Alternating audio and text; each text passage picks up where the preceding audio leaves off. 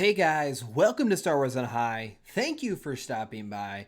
All right, saw an article today I wanted to talk about. It's gonna be really exciting next couple of days for Star Wars. Obviously, we have May the 4th next week, which means the new Bad Batch Episode 1 launching and Episode 2 that Friday. So we are going to have reviews for all the episodes on the channel. Make sure you are subscribed to check it out. But today we're going to be talking about the Darth Vader comic line and something they introduced. I'm sure you guys seen other YouTubers talking about it, but I do want to warn folks right now, there's going to be spoilers for that Darth Vader, I think issue number 11. So if you're reading that comic run and you don't want anything spoiled, go ahead and click away now. But for the rest of you, let's take a look at the article and get into it. Okay, so in this issue, and really in a lot of the Marvel comics I've seen so far, you'll see them make efforts to add some better context to what happened in the sequel trilogy, right? So where did Snoke come from? How did Palpatine have a son? That's really what they're addressing here, and it brings up an interesting question for me. You know, there was some hope months back, and I made a video about it, where people were hoping they were going to get rid of the sequel trilogy. That's just not going to happen feasibly. So what they're doing instead is they're adding more context, giving us more, understanding. And with that context, will it improve the sequel trilogy?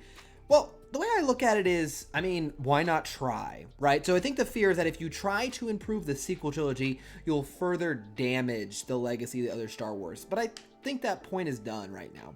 Look, if you're a Star Wars fan of any era, you can isolate it from the others. I'm a huge prequels fan, right? When I grew up, the prequels were my jam. Revenge of the Sith is still my favorite Star Wars movie. I love the Clone Wars.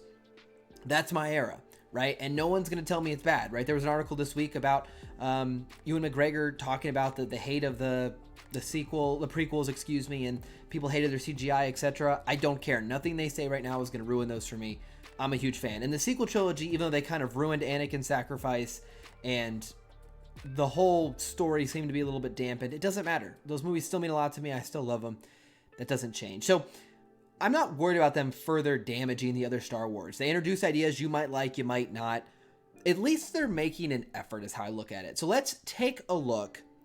So we are currently on CBR.com, and they put an article out today that says Star Wars hints that Rey could really have Skywalker blood. So for some context here, we are in Darth Vader issue 11. He goes to Exegol to visit Palpatine. Now, I want to say I am not caught up in the Darth Vader comics, but I have read them. And I'll tell you, yeah, there's a lot of confrontation between Vader and Palpatine. It makes a lot of sense that they aren't, best of friends at this point. But as he's in Exegol trying to figure out what Palpatine's up to, he finds some of his cloning operations. And when he finds the setup, he notices a hand, suspended in fluid. And the implication here, or what's hinted at, is this could be Luke Skywalker's hand. And he's using, probably midichlorian-rich blood for his cloning exercise. Now, what does this mean? So it's hinted, at least in this article, that they could have used this cloning process to create Palpatine's son, right? Who ends up becoming Rey's father, obviously. So if he used midichlorian-rich blood, which happened to be a Skywalker, this would really make her a mix of the Palpatines and the Skywalkers in a roundabout way. My first thoughts on this, it's like, I don't really think it changes a whole lot, right? And the reason for that is because, look, we know that Palpatine liked to experiment and alter midichlorians and, play with that realm in Star Wars. And so the question becomes, we know he cloned, we know Snoke was a clone that was set up in the Rise of Skywalker. So is it unrealistic to believe that he tried to find a Force-rich, user to do this? It makes a lot of sense, considering we see in The Mandalorian when they're trying to take Baby Yoda for his blood to make their soldiers. So it seems to stand that the Empire was interested in Force users' bloods, obviously for the midichlorians.